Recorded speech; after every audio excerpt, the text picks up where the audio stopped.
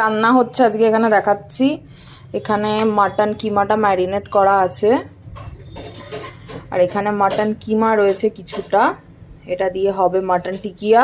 দেখতে পাচ্ছ এটা ভেটকি মাছের ফিলে, এটা হচ্ছে হবে ফিশ ফ্রাই, এটাও তোমার হচ্ছে ধনেপাতা লঙ্কা দিয়ে ম্যারিনেট করা আছে। আর এখানে রয়েছে হচ্ছে চিকেন ড্রামস্টিক, এটা দিয়ে টাংরি কাবাব করব। এটাও ম্যারিনেট করা আছে, দই, লেবু, নুন, ধনে গুঁড়ো, জিরে গুঁড়ো সব কিছু দিয়ে।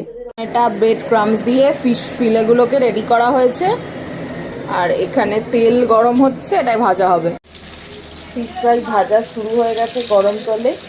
বাড়িতে বানানো এই ফিশ ফ্রাইয়ের স্বাদ কিন্তু যে কোনো বাইরের ফিশ ফ্রাইয়ের থেকে 10 গুণ ভালো, আর খুব মুচমুচে আর ভালো খেতে হয়েছিল।